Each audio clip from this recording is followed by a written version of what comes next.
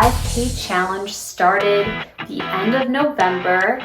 There were around 5 or 6 other people in the group, and the way that it worked is we would have our communication on WhatsApp. Coach Alli sent us on Google Docs a 30-day plan, which made it super helpful. Included the links for all of our strength training, for all our specialized technique drills, for our cross training, for our HIIT workout. It was a very comprehensive approach, and the way that she organized it made it so easy to follow and so straightforward that I had no reason not to follow through. So on the first day we had our 5K time trial. My time was a lot slower than I thought. That's why I'm doing this, to improve.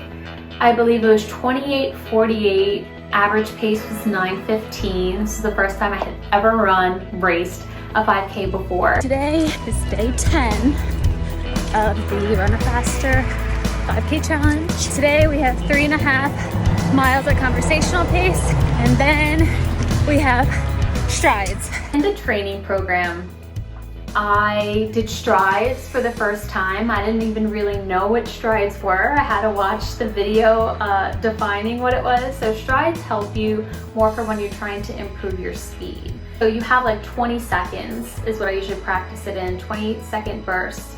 And you think of yourself as like a Ferrari where you're revving up to go, but you don't want to go all out in the beginning. You want to slowly build yourself up. And then by the end of the 20 seconds, you're going all out. I have so much fun with this. I love running fast. I love it so much.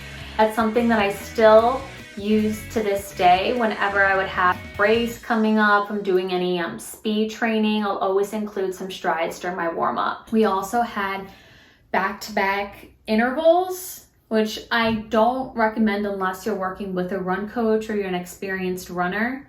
That was intense. 5 1,000 meter repeats, 3 minutes recovery. Thought I was gonna die after the first one, but I made it through somehow. 30 days later, my time was 24:42. I believe I shaved a little over 4 minutes off my time, which I was so happy about because that's a huge improvement in just a short amount of time. I was so happy with this. I was like, let's do it another 30 days. I was like, I don't really need the coach. I was like, I know what I'm doing. Come on, let's go. So I continued for all of January with training around 5 or 6 days a week, averaging 30 miles per week, till my body broke down.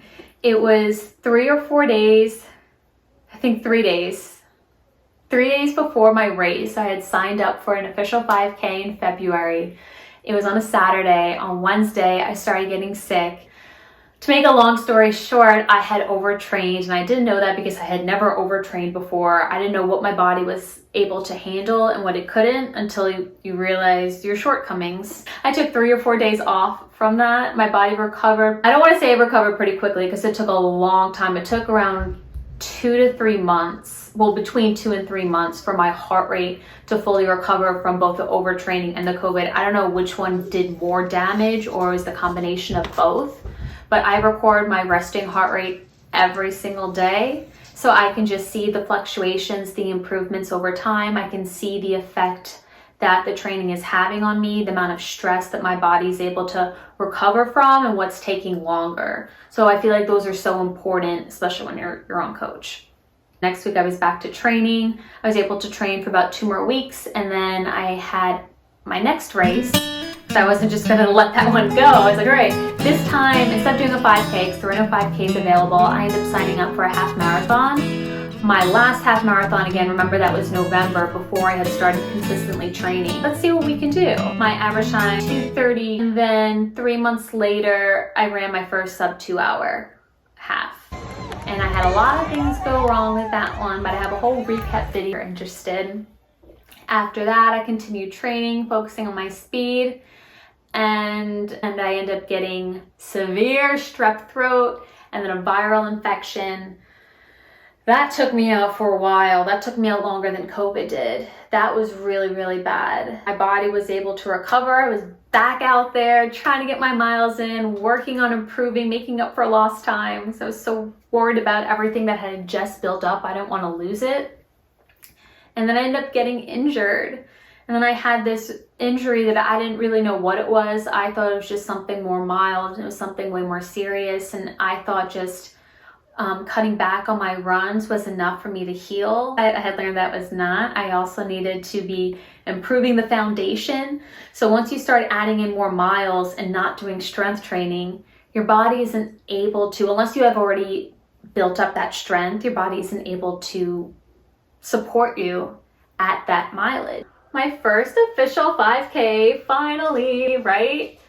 That was at the end of April in Fort Mill. It was a strawberry sprint and stroll. It was a hilly 5K. It was a hilly 5K. They made you work. But I did great. My average time, I believe, was a couple seconds faster than my time back in December. May, Mother's Day. I really reflected on what I truly wanted for Mother's Day, how I wanted to spend it. There's nothing I would rather do than run. I decided to sign up for the Lake Norman half marathon, which was a complete unique experience. Normally, when you have a race, well, from my past experiences before this half marathon, you would drive, you would park your car at the race site, and then you would walk to the race. No, not this one. Parking was not available on site. You had to park. There was 2 different schools. I think one was an elementary school, one was a middle school, doesn't matter. That's where parking was, and then you had to wait for a shuttle bus to take you over to the race site. They were supposed to be running regularly, however, they were not. There were issues. I was so frustrated because we got there so early. We were one of the first people in the parking lot. There was no one else there. I was like, okay, sweet, so we're definitely gonna get on this bus. But it was cold. Our son was still sleeping. It was really early. So we're waiting in the car until the bus got closer, and then the bus came. So I run out in the front of the line. My husband's like, no, wait, we have the stroller. We can't just go in and act like it's ours. So let's wait till the end and we'll just, go on and keep the stroller by the door. No, there was no more room when we waited until the end. It's like, okay, we'll wait for the next one. 15 minutes, 30 minutes, 45 minutes, closer to an hour before the next bus arrived. I was freaking out. So I'm like, how am I going to warm up in time? Like, we're going to get there and then the race is going to start. It's very frustrating. What they end up doing is to account for the delays with the bus, pushing the time back, the start time back about an hour to allow people to actually get there and warm up and to use the bathroom and all of that. It was an experience. But that race the problem was my mental game. I realized that's what held me back. It wasn't really so much physical, it was mental. I realized that I really needed to focus on that before my next race. June was when I finally realized all of the problems that I had was due to a lack of strength training and an increase in mileage. So when you increase your mileage, your body has to be able to support that. Time keeps going on, everything started breaking down. So first it was just some pain, I'd push through, then I'd have some pain somewhere else, I'd push through, and then pain somewhere else, and I was like, oh my goodness, now I have pain in 3 different areas, what's going on? So I actually had to take a full week off of training. Taking a full week off I was not happy about, so I was like, the only way I can do that is if I have some other way that I won't lose my fitness. I ordered the Freebeat bike, and that was great for keeping up my aerobic base. So I just substituted the mileage I would do with the bike, and I was able to get a lot stronger. I prioritized strength training, so I wouldn't be skipping any weeks, because obviously that's very important, as you're building and trying to grow as a runner. And I've been able to hold 40 miles a week, injury-free, so it's been great. I've just had to take it a day at a time until I knew for sure that my body was fully healed from, I won't say since March, because March was when I had a recurring injury until June. So it was March, April, May, June. And it wasn't until I really addressed the reason why I was injured and made sure I got stronger in that area. So I realized it was an IT band injury, and that just pushing through caused so many other problems. And then we're not even going to get into that, so that's a whole nother thing. But I'm really excited. I have my next race in less than 2 weeks. I'm racing my first 10K. I have a very ambitious goal. I don't know if I want to share that just yet, but I'm really excited. Really excited. I feel like all of Charlotte shows up for this race, so I'm just so excited to be with the other runners and feel that energy. I just love it. I love it. I love it so much. I just get so excited. And then I don't want to let my brain shift because I feel like it's like a dual. There's like this battle in my brain when it comes to race time. There's like this one part that's just so excited, focuses only on the positives, and the other one is just like freaking out, like, oh my god, like what if this, what if that? And I'm just like, shut up, don't talk to me. I was like, we're just gonna focus on the good. Shut up, bad boys, like don't get in my head, don't make me anxious. It's like, we're not gonna go there this time. We're gonna focus on how exciting and how fun this is gonna be. Racing on the freeway. Since I became a runner, I've wanted to do Around the Crown, so let's go. I have a couple other challenges that I set up for myself, a couple other races.